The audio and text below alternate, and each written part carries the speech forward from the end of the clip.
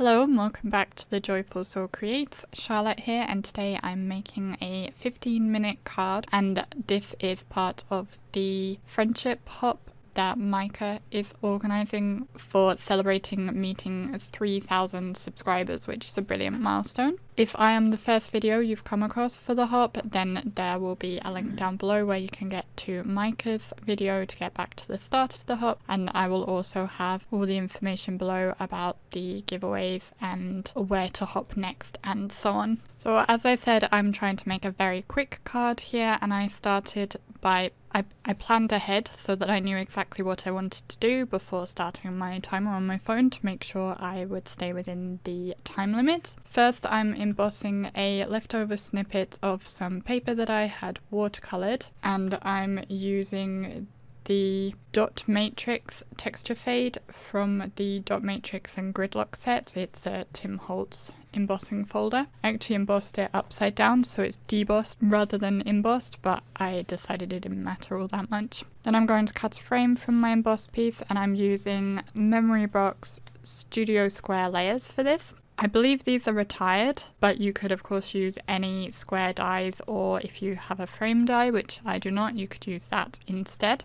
Having created my frame, I set it to one side whilst I worked on my stamping. I have a snippet of cardstock again that I'm going to stamp my sentiment on, and it just happened to fit perfectly. So I put that into my MISTI. I also put my card base into my MISTI, and I'm going to use my frame to help me line up my egg box. All the stamps I'm using on this card are from Your Next Stamp's So Egg-citing stamp set, which I recently got in a prize package from Right Brain Art on Instagram. I was lucky to win lots of goodies in that giveaway, and this is my first time using this one. So I'm going to stamp the sentiment and the egg box both at the same time, just because that will help speed things up a bit. I'm using MFT Black Licorice Hybrid ink for my stamping. This is my go-to ink. It is alcohol marker friendly, and it is also suitable for using with watercolours, for example, which is why I like it, because I can use it for everything. I will double stamp just to make sure it's nice and crisp and black. My ink pad is actually drying up a bit, and I've run out of re-inker, so I need to get some more.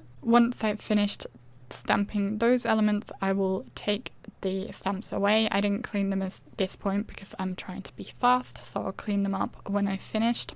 And then I'm going to add my little egg and chick elements. I only add 3 because again I'm trying to work fast, so I do the front row of the egg carton and just leave the back row blank. But if I was not trying to work so fast, I would do masking and add another row at the back so that it looks like there's 6 little cups in the egg carton. So I stamped the little chick holding the flower and a little chick who's kind of looks like he's cheering or something onto the outer 2 cups, and then in the center one I'm going to do just a plain egg. I really like this stamp set. I think it's really fun and really cute. My only complaint, not really a complaint, but the only thing I would say is I wish there was an empty hole to stamp. All the stamps to insert into the egg carton have chicks or eggs in them, and there aren't any to do an empty space. Of course you could just draw them in if you want, but it would be nice to have an empty one. It doesn't matter too much though. Having finished all my stamping, I'm going to very quickly do some colouring, and I'm using Spectrum Noir Illustrator markers for this. I have put just a piece of scrap paper in between my card in case any of the ink leaks through. That scrap paper will help to absorb it. You can see what colours I am using on screen. I'm going with yellows for the chicks and a kind of orangey golden yellow for my shadow areas. Normally when I colour I go from dark to light, but I was kind of a bit all over the place with this. I started with my lightest colour, then my mid-tone, then my darkest, then went back through again. And I will use the same golden yellow to colour their beaks. As I said at the beginning of this video, this is for a hop. This is Maaike's 3,000 subscriber video hop. There are, I believe, 30 of us participating. There are lots of prizes to be won along the way, so if you leave a comment everywhere, then you will be in for a chance at those prizes. You have 2 weeks to enter, and the winners will all be announced over on Maaike's channel. So do be sure to check out the links below to find your way back to the beginning of the hop if you haven't started at the beginning, or onto the next person on the hop as well. I decided to use greys for colouring my egg carton just to add a little bit of shading to it. I didn't want to bring in another colour, so I thought that making it a white carton would work best. So I just used 2 shades of grey, and then I'm going to blend it out with my blender pen. I have 2 blender pens and they have both more or less dried up, and also their nibs seem to have pushed in, and I'm not quite sure what's going on with them. I'm thinking of getting Copic blender pens to use instead.